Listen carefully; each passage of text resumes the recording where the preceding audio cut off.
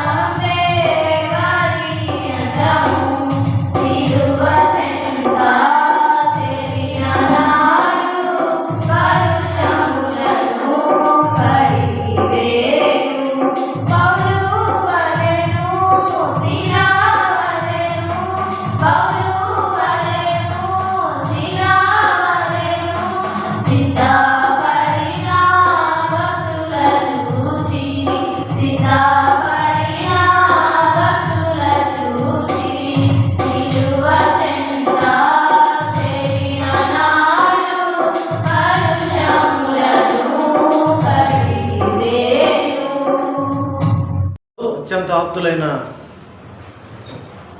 విశ్వాసులారా, పరిశుద్ధులారా, ప్రభు మనకిచ్చిన యొక్క ఆధ్యాత్మిక వసంతంలో ఫలభరితమైన జీవితం జీవించుటకు, దైవరాజ్య సేనలుగా దేవుని రాజ్యమును అనుభవించుటకు పరిశుద్ధాత్ముడు యేసునాథుడు మనం నడిపిస్తున్న విధానమును బట్టి దేవదేవుని వందనాలు తెలియజేస్తున్నా.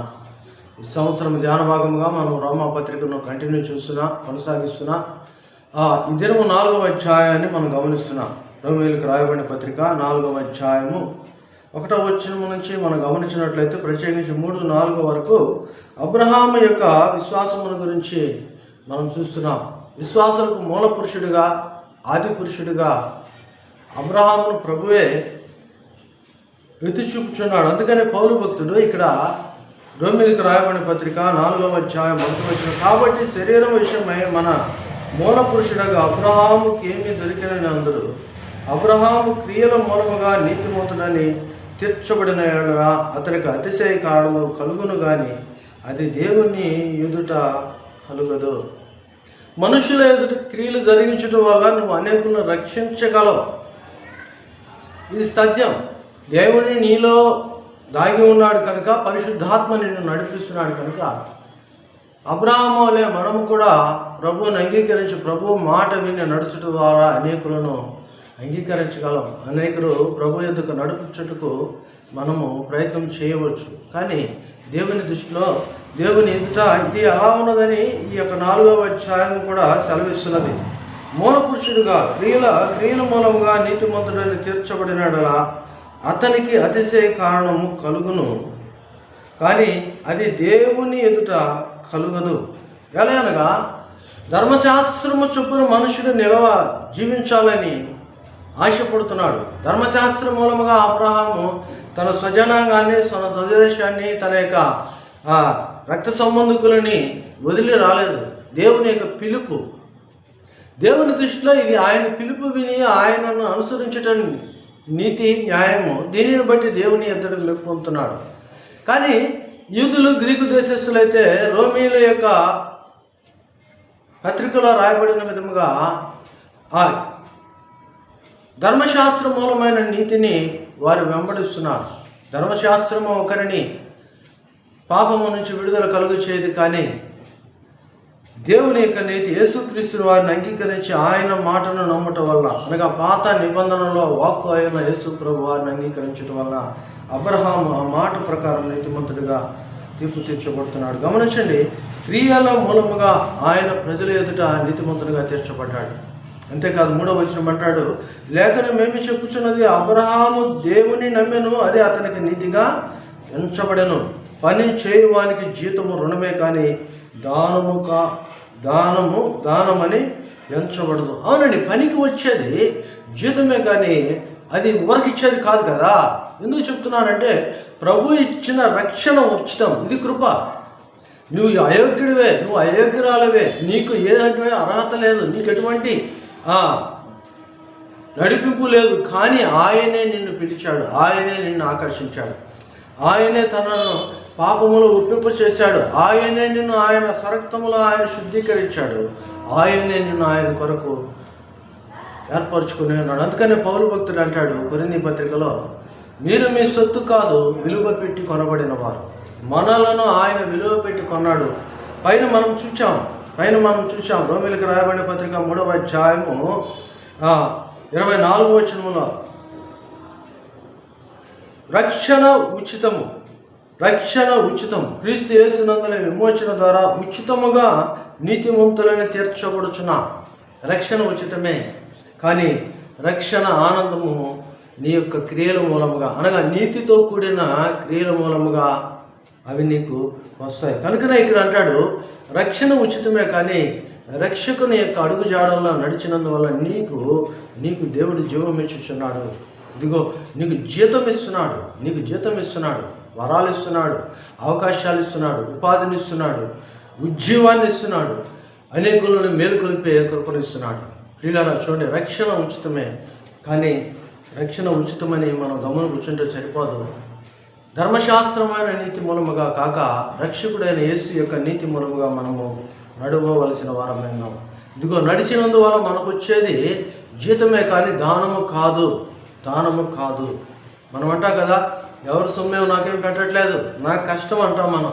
అవునండి, శారీరకంగా నువ్వు లోకంలో కష్టపడితేనే నీకు జీతం వస్తే, శరీరమును ఆత్మను ప్రభువుకు నువ్వు అప్పగించి ప్రభువులో నువ్వు కష్టమును దేవుడు నేను వృధా చేస్తాడా? పౌలు భక్తుడు ఇదే మాట అంటాడు. ప్రభువునందు మీ ప్రభువునందు మీ ప్రయాస వ్యర్థము కాదని సిరులను కదలని వారై ఉండాలి. ప్రభు ఇచ్చే యొక్క ప్రతిఫలాన్ని మనము పొందుకున్నట్టుకు మనము నీతిలో, ప్రభు యొక్క నీతిలోను నీతి కార్యములను స్థిరముగా ఉండాలని వాక్యం స్పష్టంగా చెప్తుంది. ఇక్కడ మనం గమనించినట్లయితే రోమీయులో రాయబడిన పత్రిక 4వ అధ్యాయం 4వ వచనం, పని చేయువానికి జీతము రుణమే కానీ దానముగా ఎంచబడదు. పని చేయక భక్తిహీనుని నీతిమంతునిగా తీర్చు వాని యందు విశ్వాసం ఉంచు వానికి వాని విశ్వాసము నీతిగా ఎంచబడుచున్నది. ఆ ప్రకారమే క్రియలు లేకుండా దేవుడు ఎవరిని నీతిమంతుగా ఎంచునో ఆ మనుష్యుడు ధన్యుడని దావీదు కూడా చెప్పుచున్నాడు. ఎలాగనగా తన అతిక్రమములకు పరిహారమునందువాడు, తన పాపములకు ప్రాయశ్చిత్తమునందువాడు ధన్యుడు. ఒకవేళ నువ్వు ఒప్పుకున్న తర్వాత నువ్వు జీవించడానికి అవకాశం లేకపోతే, అనగా నువ్వు బ్రతికే దినాలన్నీ ప్రభువును ఒప్పుకోకుండా నీ ఇష్ట ప్రకారం జీవించమని కాదు, కానీ నీవు ప్రభు రక్షకుడని తెలుసుకున్న తర్వాత, ఆయన నిన్ను ఆకర్షించిన తర్వాత నువ్వు నిమిషం ఆలస్యం చేయకుండా ప్రభువులో స్థిరపడాలి. ఆ విధంగా నీకు ఎవరు చెప్పకపోతే అది దాన్ని బట్టి నీకు తీర్పు ఉంటుంది. కానీ తెలిసిన తర్వాత ఎలాగనగా ప్రభు నిన్ను క్రియల మూలముగా నీతిమంతునిగా తీరుస్తున్నాడు.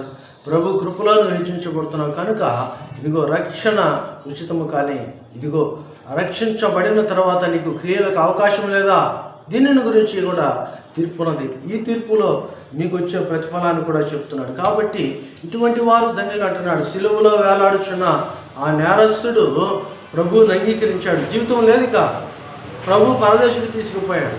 అతనికి ఏ తీర్పు అన్నది ప్రభు ఇష్టం కనుకనే అతడు ధన్యుడు అవ్వచ్చు. కానీ ఈరోజు నీకు జీవించడానికి కొన్ని దినాలు ఇచ్చాడు. కొంతకాలం నువ్వు బ్రతకపోతున్నావు, కానీ నువ్వు పాపము జోలికి వెళ్తున్నావా, ప్రభువుని వెంబడిస్తున్నావా అన్నది ఒక ప్రశ్న. ఇదిగో ఇంక మీదట జీవించే కాలం మనం మనుష్య ఆశల చొప్పున గాక ప్రభు ఉద్దేశ ప్రకారం జీవించాలన్న పేతురు భక్తుని యొక్క తలంపును మనము మన శరీరమును సజీవ యాగములుగా సమర్పించుకోవలసిన వాళ్ళని కనుక గమనించండి. 8వ వచనాన్ని మనం చూసినట్లయితే, ప్రభు చేత నిర్దోషిగా ఎంచబడువాడు ధన్యుడు. ప్రభు చేత నిర్దోషిగా ఎంచబడువాడు ధన్యుడు. ఇదిగో ప్రభు నీతిమంతులుగా క్రియలు లేకుండా తీర్చబడేవాడు ధన్యుడు. ప్రభు చేత నిర్దోషిగా తీర్చబడి. ఇది ఎందుకు చెప్తున్నాడు అంటే, యూదులేమో సున్నతి అంటున్నారు, గ్రీకు దేశస్థులేమో యేసుక్రీస్తుని మేము కలిగి ఉండడు కాదు అంటున్నాడు. మనం గమనించినట్లయితే దావీదుని గురించి దేవుడు నీతిమంతునిగా అనగా నిర్దోషిగా తీర్పు తీస్తున్నాడు. నా హృదయానుసారుడు, నా ఇష్టానుసారం. అంటే దావీదు దేవునికి పాపం చేయటం ఇష్టం అంటే కాదు, పాపమునకు తగిన శిక్ష అనుభవించుట దేవునికి ఇష్టం. ఇష్టపూర్వకముగా ఆయన పాపమునకు శిక్ష అనుభవించాడు. దావీదు విషయమే కాదు, కానీ యాకోబు గురించి చెప్తాడు. సంఖ్యాకాండం 23వ అధ్యాయం మనం గమనించినట్లయితే, సంఖ్యాకాండము 23వ అధ్యాయము 23వ వచనం చాలా బాగుంటుంది. ఇది నిజముగా యాకోబులో మంత్రము లేదు, ఇశ్రాయేలులో శకునము లేదు. ఆయా కాలమందు దేవుని కార్యములు యాకోబు వంశస్థులకు ఇశ్రాయేలీయులకు తెలియపరచబడినేమో. యాకోబులో లోకపరమైన శకునము చూసేది, కానీ ఆయనలో మంత్రాలు తంత్రాలు కానీ లేవంట. మనుషులు చేయ మాయా కల్పనలు యాకోబులో లేవు. కనుకనే యాకోబు మోసగాడన్నా, యాకోబు అన్న జ్యేష్ఠత్వాన్ని కొట్టేసాడన్నా, లేదు ఇంకొకటి చేసాడన్నా తన హృదయపూర్వకంగా చేయలేదు. దేవుని కోసం ఆయన మందలను వదిలిపెట్టాడు, పనివారులను వదిలిపెట్టాడు, భార్యలను వదిలిపెట్టాడు. ఒక్కడే ప్రభు కోసం ఎంతో కొరకు దాటాడు, ప్రభుతో గడపటానికి ఇష్టపడ్డాడు. ఈరోజు యాకోబు కూడా దేవునిలో ప్రభు చేత నిర్దోషిగా ఎంచబడిన వాడు ధన్యుడని చెప్తున్నాడు. నతానీయేలు చెట్టు కింద ఉన్నప్పుడు ప్రభు అంటున్నాడు, నతానీయేలు నువ్వు యథార్థవంతుడు అని ప్రభు అంటున్నాడు. ఈరోజు నువ్వు నేను కూడా మన గతాన్ని తోడుకోకుండా ప్రభు చేతికి అప్పగించుకుందాం. ప్రభువులో నీతిమంతులుగా తీర్చబడదాం. ప్రభు కొరకు జీవిద్దాం. విశ్వాస మూలమైన జీవితాల్లో యేసు ప్రభు వారు నిన్ను నిర్దోషిగా చేస్తున్నాడు, కానీ సున్నతి వల్ల ప్రయోజనం ఏమీ లేదని. ఎలాగనగా యూదులకు సున్నతి ఆచారం ఉన్నది. ఎప్పుడున్నది? ప్రభు తన వాగ్దానాన్ని నెరవేర్చడానికి ముందు చెప్పాడే కానీ అబ్రహాము పిలువబడినప్పుడు ఈ సున్నతి గురించి అబ్రహాముకు చెప్పలా. జాగ్రత్తగా ఆలోచించండి, జాగ్రత్తగా వినండి ఈ మాట. అబ్రహాము దేవుని చేత పిలువబడ్డాడు. ఆదికాండం 11-12 అధ్యాయాలు. పిలువబడినప్పుడు సున్నతి ఆచారం లేదు, కానీ అబ్రహాము దేవుని నమ్మిన కనుక ఇది విశ్వాసం. ఈ విశ్వాసము మనం గమనించాలి. అది దేవుని దృష్టికి నీతిగా ఎంచబడింది. సున్నతి ఉన్నవారికైనా సున్నతి లేని వారికి. అబ్రహాం అప్పటికి సున్నతి పొందలేదు, సున్నతి ఆచారము లేదు. వీళ్ళరా గమనించండి, సున్నతి వలన అబ్రహాము నీతిమంతుడిగా ఎంచబడలేదు. ఈరోజు లోకపరమైన క్రమాల వల్ల దేవుడు నిన్ను నీతిమంతుడిగా తీర్చడు, కానీ నీలో నిజమైన మారు మనసు, రక్షణ అనుభవము, నీ శరీరమును ప్రభు కొరకు బంధించుకొని దేవుని యొక్క మార్గంలో నడుచడం వల్ల, ప్రభు కొరకు నీవు జీవించడం వల్ల నీతిమంతునిగా జీవించగలవని వాక్యము స్పష్టంగా సెలవిస్తుందండి. వాక్యము స్పష్టం. అదే కింద ఆ వచనాల్లో ఆయన స్పష్టంగా చెప్తాడు. కింద వచనాల్లో ఎలాగనగా 15వ వచనాన్ని మనం గమనించినట్లయితే, 15వ వచనాన్ని మనం చూసినట్లయితే, ధర్మశాస్త్ర మూలముగా ఉగ్రత పుట్టించున్నది. పాపం వస్తుంది ధర్మశాస్త్రం వల్ల. ప్రభువుకి ధర్మశాస్త్రం చెప్పేవాళ్ళే కానీ చేసేవాళ్ళు అన్నట్టు. ఒకవేళ నువ్వు చేస్తున్నా కానీ దానివల్ల నువ్వే కోప్పడాల్సి వస్తుందంట. అలా నెరవేర్చడానికని యేసు ప్రభు చెప్పలా. ధర్మశాస్త్రం నేను నెరవేర్చడానికే వచ్చాను కానీ కొట్టి వేయటానికి రాలేదని ప్రభు సెలవిస్తున్నాను. కనుక ధర్మశాస్త్రం వల్ల కోపము పుట్టుచున్నది, ఆగ్రహము పుట్టుచున్నది. ఇదిగో అతిక్రమం. ధర్మశాస్త్రం లేకపోతే అతిక్రమం అంటే పాపం ఏంటో తెలియదు. పాపం ఏంటో తెలియచేయటానికి మాత్రమే ధర్మశాస్త్రం ఉంది, కానీ పాపములు క్షమించటానికి కాదు. కనుక ఇది గమనించాలి. యూదులు ధర్మశాస్త్రాన్నే నమ్మి వారు ధర్మశాస్త్ర ప్రకారం నడవాలనుకుంటున్నారు, కానీ ప్రభు అంటున్నాడు, నీతిమంతుడైన నన్ను నమ్మండి, నన్ను వెంబడించండి, మీరు నీతిమంతులుగా తీర్చబడని అని ఇక్కడ చెప్తుంది. ఇది యూదులకి గ్రీసు దేశస్తులకు మధ్య జరుగుతున్న తర్కము, వితర్కము. దీనిని ఈరోజు మనము కూడా గమనించి, ఇదిగో నీతిమంతుడు లేడు, ఒకడును లేడు అన్న పదాన్ని ప్రక్కన పెట్టి దుర్నీతిని విడిచిపెట్టి సత్యవర్తనుడైన యేసుని వెంబడించి మన జీవితాల్లో మేలు పొందాలని ఈ యొక్క రోమీయులకు రాయబడిన పత్రిక 4వ అధ్యాయం 1వ వచనం నుంచి 17వ వచనం వరకు మనం గమనించగలం. దేవుని యొక్క పిలుపును గమనించాలి. దేనికి పిలిచాడాయా అంటే, ఆయన నిన్ను సాక్షిగా జీవించడానికి పిలిచాడు. నీ ద్వారా అనేకులు రక్షణ మార్గంలోనికి రావాలని పిలిచాడు. కనుక దేవుని రాజ్యములోనికి నువ్వు నడు, అనేకులు నడిపించు. ప్రభు కృప నీకు తోడై ఉంటుంది. ప్రియులారా, ఈ ఆత్మ ఫలమును మనం అనుభవించాలని దేవుని రాజ్యము భోజనము పానము కాదు, కానీ నీతియును సమాధానమును పరిశుద్ధాత్మ ఎంత ఆనందమునైనది. ఇటు ఆనందములోనే ఉండాలని నీతిరాజు యేసురాజు సమాధానకర్త యేసు ప్రభువారు పరిశుద్ధాత్మ నడిపింపులో ఈరోజు నువ్వు నీతిమంతునిగా తీర్చబడాలని, ప్రభువులో నీవు వర్ధిల్లాలని, వసించాలని దేవుని యొక్క ఉద్దేశం. ఇటు ఉద్దేశంలో అంటుకట్టబడదా, ప్రభు కృపకు పాత్రలాదా. కళ్ళు మూసుకొని ప్రార్థన చేసుకుందాం. ప్రేమానమ్మకము గల తండ్రి, కృపగల దేవా, మీరు ఇచ్చిన శ్రేష్టమైన సమయం బట్టి ఈ కృపల మమ్మల్ని బలపరచమని, భద్రపరచమని, దీవించమని, నడిపించమని వేడుకొనిచున్నా. నాయనా, ఇక 11వ దినమున వాగ్దానమును మీరు ఇచ్చారు. మీలో మేము నీతిమంతులుగా ఉండాలి, కానీ ధర్మశాస్త్రం పాపం ఏమిటో చెప్తుంది. ధర్మశాస్త్రం వల్ల ఉగ్రత వస్తుంది, కానీ నాయన రక్షణ రాదు. కానీ నాయన రక్షకుడైన మీ ద్వారా మాకు ఇచ్చిన ఉచితమైన రక్షణను క్రియల మూలముగా నీతి ప్రవర్తనతో నాయన మేము వర్ధిలింప చేసుకుని భాగ్యమును దయచేయమని విని అన్వయించుకుంటున్న ఈ యొక్క బిడ్డలను, వారి కుటుంబములను ఆశీర్వదించమని యేసు నామమున నడుచున్నాము తండ్రి. ఆమేన్.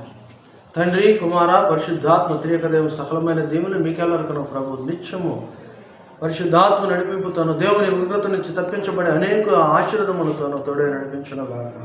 ఆమేన్. హల్లెలూయా.